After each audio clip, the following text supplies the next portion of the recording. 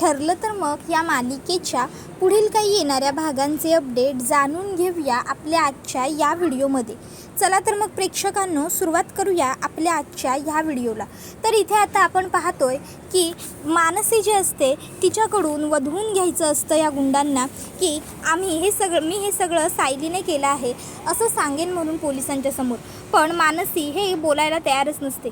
मानसीला ते लोक आता धमकी देतात, घाबरवतात की आम्ही तुझ्या सायलीताईला सोडणार नाही, आम्ही तिला मारून टाकू, आम्ही त्या अर्जुनला सोडणार नाही, आम्ही त्याला पण मारून टाकू वगैरे वगैरे अशा तिला वेगवेगळ्या खूप धमक्या वगैरे देतात.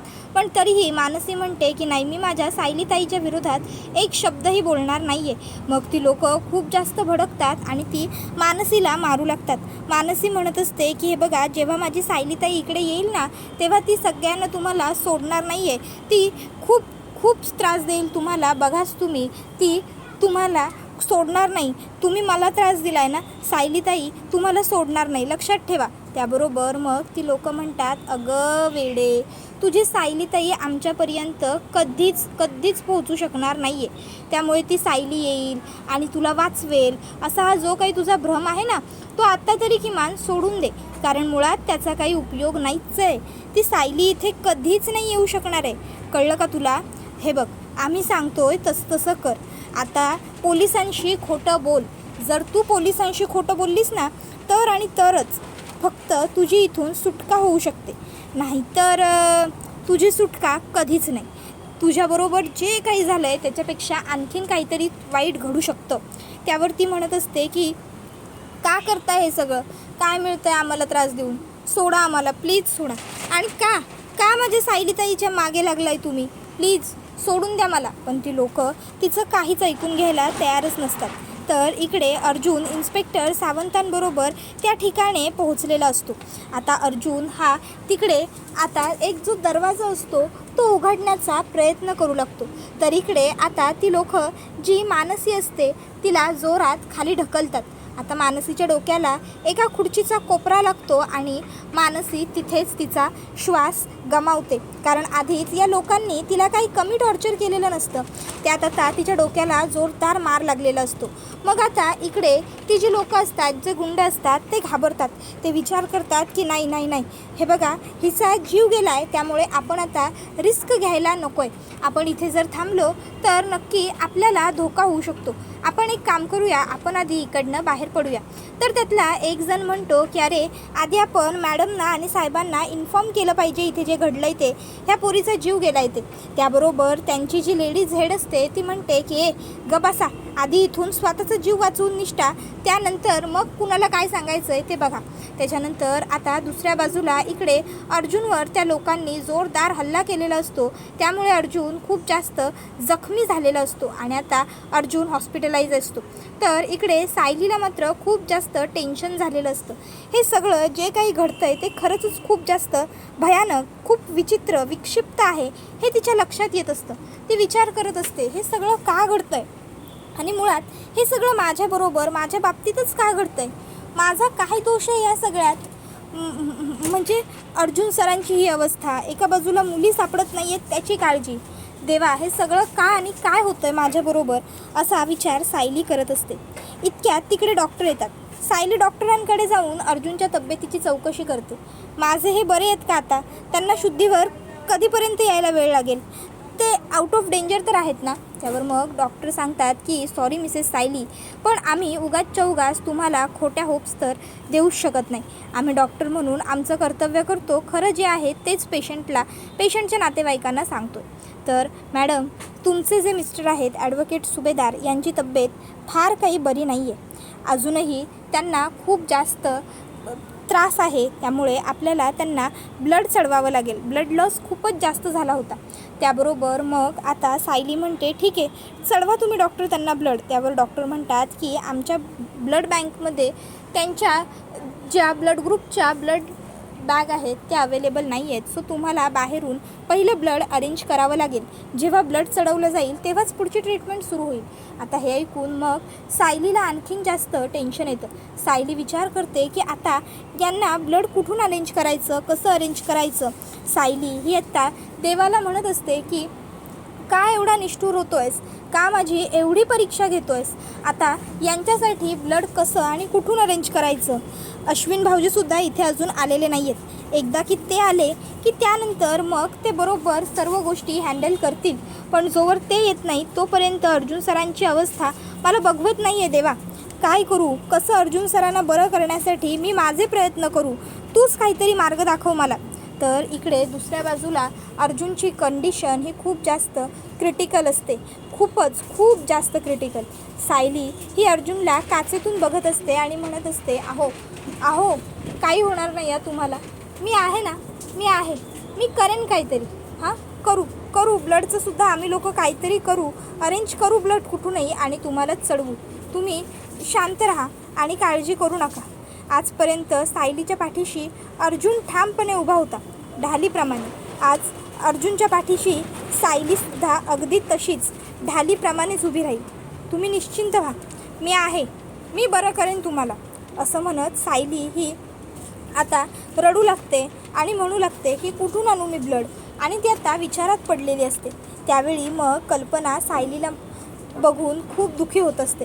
तर प्रतिमा आत्या म्हणते, अगं सायली बाळा, सावर स्वतःला, सावर. अगं इतकी रडू नकोस सायली. अगं विसरतेस का तू? अगं इथे कल्पना आणि प्रताप आहेत.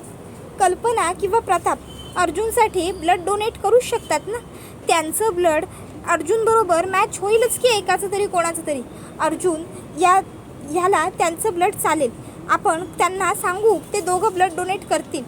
कल्पना, प्रताप, तुम्ही दोघंजणं जा आणि चेक करून घ्या तुमचा रक्तगट कोणता आहे ते. ज्याचा गट अर्जुनला मॅच होईल त्याने अर्जुनला रक्त द्या. त्याबरोबर मग कल्पना आणि प्रताप हे दोघंही जणं एकमेकांकडे बघू लागतात. आता दोघांनाही कळत नसतं की बोलावं तरी काय आणि कसं. तर आता लगेचच प्रतिमा आत्या म्हणते की अरे एकमेकाकडे काय बघताय, जा. त्यावेळी कल्पना ही म्हणत असते, नाही आम्ही नाही जाऊ शकत. त्यावर मग प्रतिमा आत्या म्हणते, काय? त्यावर कल्पना म्हणते, हो आम्ही नाही जाऊ शकत आणि आम्ही अर्जुनला रक्तसुद्धा नाही देऊ शकत. आम्ही नाही देणार दोघंही अर्जुनला रक्त. हे ऐकून घरातल्या सगळ्यांनाच खूपच मोठा आश्चर्याचा धक्काच बसतो की हे कल्पना काय बोलते. मग अस्मिता म्हणते, मॉम तू काय बोलतेस? तुला तरी कळतंय का? हे बघ, अर्जुनला रक्ताची खूप जास्त गरज आहे. बघितलंस ना डॉक्टर आत्ता काय म्हणाले, त्याचं कंडिशन क्रिटिकल आहे आणि त्याशिवाय जोपर्यंत त्याला ब्लड मिळत नाही तोपर्यंत डॉक्टरांना पुढचं ट्रीटमेंटसुद्धा सुरू करता येणार नाही आहे. अश्विनची वाट बघण्या इतका वेळ आपल्याकडे नाही आहे. म्हणून तर तुला आणि डॅडना आम्ही ब्लड डोनेट करायला सांगतोय ना अर्जुनसाठी. आणि तू सरळ म्हणतेस की तू डोनेट करणार नाहीस म्हणून. ह्याला काय अर्थ आहे मॉम? हे बघ, अर्जुनला खूप जास्त गरज आहे ब्लडची. प्लीज जा तू आणि डॅड पटकन जाऊन ब्लड चेक करा आणि डोनेट करा. ही वेळ मजा किंवा मस्ती करण्यासारखी नाहीच आहे. अर्जुनला रक्ताची गरज आहे मॉम आणि तू नाही म्हणतेस. आजपर्यंत तुझा अर्जुनवर किती जीव आहे हे आम्ही सगळ्यांनी बघितलं आणि आज तोच अर्जुन मरणाच्या दारात उभा आहे आणि तू म्हणतेस की तू ब्लड देणार नाहीस म्हणून. त्यावर प्रतिमा आत्यासुद्धा म्हणते, कल्पना अगं काय झालं आहे काय? तुम्ही दोघंजणं असं वेड्यासारखं काय बघताय आणि ब्लड डोनेट करणार नाही म्हणजे? हे बघ कल्पना, मला मान्य आहे तुला जर अर्जुनचा कशात राग वगैरे काहीतरी आला असेल तर ते सगळं आत्ता सोडून दे.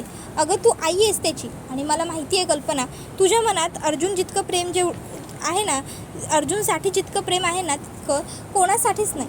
अगं तो पहिला मुलगा आहे तुझा आणि तू आज त्याला ब्लड डोनेट करायला नाही म्हणतेस, हे कसं शक्य आहे? हे बघ कल्पना, प्लीज अर्जुनला रक्त दे. अगं जर माझं रक्तगट त्याच्यासोबत मॅच झालं असतं तर मी स्वतःच त्याला रक्त दिलं असतं. पण माझं रक्तगट वेगळं आहे आणि म्हणून मी अर्जुनला रक्त देऊ शकत नाही आहे. पण प्लीज तुम्ही असं नका करू. प्रताप, अरे तू तरी बोल, तू तरी मदत कर, बोल ना काहीतरी कल्पनाला.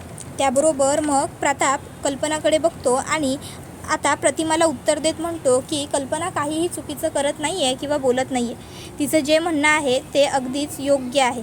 आम्ही दोघंही अर्जुनला रक्त देऊ शकत नाही. कळत नाही आहे का तुम्हाला? आम्ही सांगतोय ना तुम्हाला काहीतरी. त्यावेळी मग आता इकडे दुसऱ्या बाजूला जो सचिन असतो त्याच्यापर्यंत मानसी मेली ही बातमी पोहोचलेली असते. आता ही बातमी पोहोचताच सचिन घाबरतो आणि म्हणतो, अरे देवा, ती मानसी मेली. अरे रे, ती मानसी मेली. आता तर काहीतरी भरपूर मोठी गडबड होईल. आता त्या प्रियाला पहिले ही गोष्ट इन्फॉर्म करावी लागेल आणि मग लगेचच इकडे राकेश आणि सचिन प्रियाला कॉल करतात आणि प्रियाला ही गोष्ट सांगतात की जी मानसी होती ती मेलेली आहे. आता हे ऐकल्याच्या नंतर प्रिया म्हणते, काय ती मेली नाही तर तिला तुम्ही मारली, कळलं का मूर्खानो? अरे मी तुम्हाला किती चांगला ट्रॅप रचून दिला होता आणि तुम्ही काय केलं तर तुम्ही त्या मानसीलाच संपवलं. आता कशाचा प्लॅन आणि कशाचं काय? आता काय करणार आहोत आपण? आता त्या सायली आणि अर्जुनला ह्या सर्व प्रकरणात कसं गोवायचं? मी जितकं बाहेर पडायचा सगळ्यातून विचार करते, मी जितकं सगळं सोपं करण्याचा प्रयत्न करते, तितकंच तुम्ही दोघं जणांना सगळं कॉम्प्लिकेटेड करून जात आहे. अशा कुठल्या विचित्र माणसांवर तुम्ही कामगिरी सोपवली होती ज्यांनी पार त्या माणसीचा जीवच घेतला? काय रे?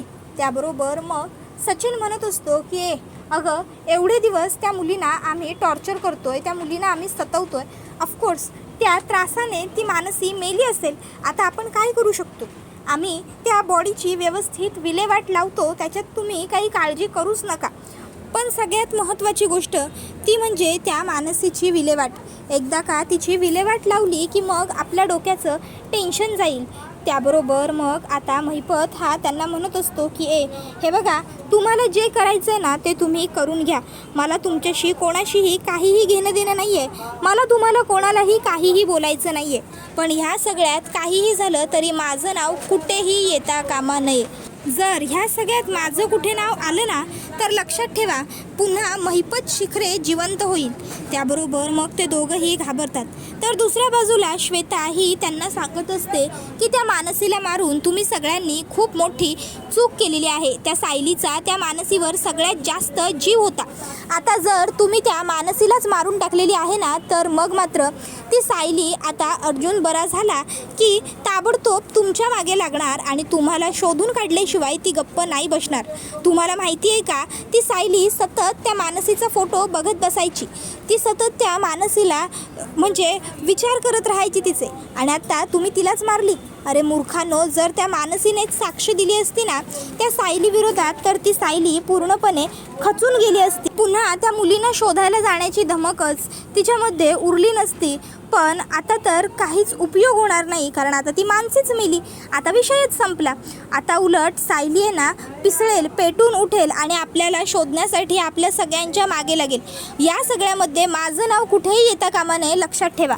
मी फक्त तुम्हाला मदत करायपुरती आले. त्याबरोबर लगेचच इकडे सचिन म्हणत असतो की गप्प बसा सगळ्यांनी. काय लावलंय माझं नाव येता कामा नये, माझं नाव येता कामा नये म्हणून? पैसा मिळाला असता तर सगळ्यांनी बरोबरीचा हिस्सा घेतला असता की नाही? मग जर आता संकट आलेलं आहे तर त्यामध्ये सुद्धा सगळ्यांचा बरोबरीचाच वाटा असला पाहिजे. कळलं तुम्हाला सगळ्यांना? बास. आणि आता ना तुम्ही एकमेकांशी भांडून फक्त एकमेकांमध्ये प्रॉब्लेम क्रिएट करताय. तर दुसऱ्या बाजूला इकडे सायली ही कल्पना आणि प्रतापला म्हणत असते, आई बाबा मी हात जोडते हो तुमच्यासमोर, प्लीज द्या ना यांना रक्त. का बघताय जसे पहिल्यांदा? रक्त देणार नाही म्हणताय सरळ. आई बाबा यांना खूप गरज आहे रक्ताची. बघताय ना, दिसतंय तुमच्यासमोर सगळं, मग तरीही आज असे वेड्यासारखे का बोलताय? रक्त देणार नाही असं कसं म्हणताय? आई बाबा प्लीज आजचा दिवस फक्त समजून घ्या. प्लीज रक्त द्या यांना, प्लीज. मी हात जोडते हो तुमच्यासमोर. अश्विन भाऊजी इथे नाही आलेत म्हणून, नाहीतर काहीही करून आम्ही रक्त गोळा केलं असतं. पण मी आता सध्या कुठे जाऊ, कुठून रक्त अरेंज करू? त्यावेळी मग आता धावत पळत अश्विन हा त्या ठिकाणी पोहोचतो. तोपर्यंत कल्पना सांगते, अर्जुन याला मी आणि प्रताप दोघंही रक्त देऊ शकत नाही, कारण अर्जुन बरोबर आमचा ब्लड ग्रुप मॅचच होणार नाही, कारण अर्जुनला आम्ही जन्म दिलेला नाही आहे. आता प्रताप हा कल्पनाकडे बघतो आणि म्हणत असतो की कल्पना जे म्हणते ते सगळं खरं आहे आणि बरोबर आहे. खरं तर आम्हाला तुम्हाला ही गोष्ट कधी सांगायचीच नव्हती कोणाला. त्याबरोबर मग लगेचच इकडे कल्पना म्हणते, या विषयावर झाली तेवढी चर्चा पुरे झाली. त्यावर अस्मिता म्हणते, मॉम ह्या सगळ्यावर विश्वास बसत नाही आहे माझा. ती रडत असते. अश्विनसुद्धा म्हणतो की मॉम हे सगळं खोटं असं बोल ना प्लीज. त्याबरोबर कल्पना म्हणते की नाही, हे सगळं खरं आहे आणि आता ह्या विषयावर चर्चा करण्याच्या पेक्षा अर्जुनला लवकरात लवकर बरं वाटणं जास्त गरजेचं आहे. त्यामुळे अश्विन मी तुझ्यासमोर हात जोडते, प्लीज काहीही कर, कुठूनही कर, पण लवकरात लवकर अर्जुनच्या ब्लड ब्लडचा बंदोबस्त कर. अर्जुनला जोपर्यंत ब्लड चढवणार नाही तोपर्यंत पुढची ट्रीटमेंट होणार नाही आणि अर्जुन अजूनही रिस्कमध्ये आहे. आधी त्याला आउट ऑफ डेंजर करायला हवं. आपण काहीतरी करा असं आता कल्पना सगळ्यांच्या समोर बोलू लागते. आणि मग तिने आता सगळ्यांना खरं तर सांगितलेलंच असतं की अर्जुन तिचा दत्तक पुत्र आहे. दत्तक पुत्रावरती सुद्धा कल्पनाने इतकी माया केलेली असते की आता तो दत्तक पुत्र म्हणजेच अर्जुन त्रासात असताना कल्पनाला सुद्धा त्याचा खूप त्रास होत असतो. कल्पनासुद्धा आता देवाकडे प्रार्थना करते आणि देवाला जाबही विचारते की का माझ्यावर हे सगळं खरं सांगण्याची तू वेळ आणलीस. त्यानंतर मग इकडे सायलीने हे सगळं जे ऐकलेलं असतं त्यानंतर सायलीला खूप मोठा धक्काच बसलेला असतो. सायलीला कळतच नसतं की बाप रे, हे सगळं कसं काय असू शकतं. म्हणजे एवढी वर्ष ज्यांना अर्जुन सर आई बाबा म्हणाले ते लोक त्यांचे आई बाबाच नाही आहेत. म्हणजे आता सायलीला खूपच मोठा धक्का बसलेला असतो. तिला ते शब्द कल्पनाचे सतत आठवत असतात. अर्जुन आमचा मुलगा नाही आहे, अर्जुनला आम्ही दत्तक घेतलं आहे. अर्जुन आमचा मुलगा नाही आहे, अर्जुनला आम्ही दत्तक घेतलं आहे. आणि ते शब्द आठवून तिला खूप जास्त त्रास होत असतो. त्याबरोबर आता ती विचार करते, हे जेव्हा शुद्धीवर येतील यांना जर या गोष्टी कळल्या तर यांना काय वाटेल. त्याबरोबर हा व्हिडिओ इथेच संपतो. व्हिडिओ आवडला असेल तर व्हिडिओला लाईक करा. चॅनलवर नवीन असाल तर चॅनलला सबस्क्राईब करा आणि बेल आयकॉन आठवणीने प्रेस करा, जेणेकरून तुम्हाला पुढच्या प्रत्येक व्हिडिओचं नोटिफिकेशन मिळत जाईल आणि सर्व व्हिडिओंचा आनंद हा अगदी उत्तम पद्धतीने घेता येईल. चला तर मग प्रेक्षकांनो, आजच्या पुरतं इथेच थांबूया. पुढचा व्हिडिओ येईपर्यंत या व्हिडिओचा छान पद्धतीने आनंद घेत राहा. तुम्हाला ठरलं तर मग ही मालिका कशी वाटते हे आम्हाला कमेंटमध्ये नक्कीच सांगा. धन्यवाद.